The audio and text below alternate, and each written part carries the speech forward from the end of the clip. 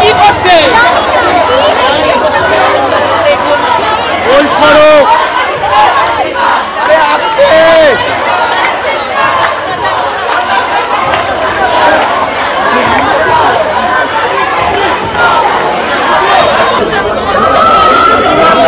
বসে করতে হবে, প্যান নোংরা করতে হবে, বসলে হবে না, শুয়ে পড়তে হবে।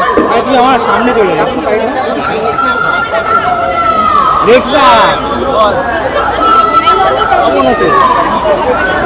সবকিছু নিয়ে কথা হয়, মেয়েরা সবসময় ওই খাড়ার সামনে ঝুলছে, কিন্তু কলকাতা শহরটাকে আমরা মনে করতাম, অনেকেই মনে করতো দেশের সর্বত্র গিয়ে যারা কলকাতায় আমরা থাকি সবসময় বলেছি যে আমাদের স্টেট সব থেকে বেশি সেফ, এখানে আমরা মহিলারা সবচেয়ে বেশি সেফ। সেখানে এরকম একটা নির্মম ঘটনা ঘটেছে, ঘটতে পারে, এটা তো আর ওই মানে ফিউচার টাইমসে কথা বলে তো কোনো লাভ নেই। ঘটনাটা ঘটেছে এবং 23 দিন হয়ে গেল, সেখানে মানে কোনো কিছুই এগোচ্ছে না।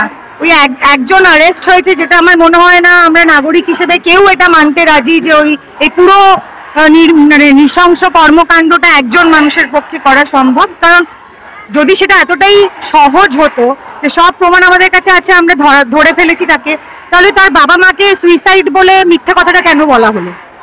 বা মানে এরকম স্তরে যে এভিডেন্স ট্যাম্পারিং হয়েছে সেটা কেন হলো? জনসাধারণ তো বোকা নয়। যদি আমরা আমাদের বুদ্ধি বিবেচনা দিয়ে ঠিক মানুষের জন্য ভোট দিতে পারি, তখন যদি আমাদের বুদ্ধি থাকে, তাহলে এখন আমরা হঠাৎ বোকা হয়ে যাব কেন?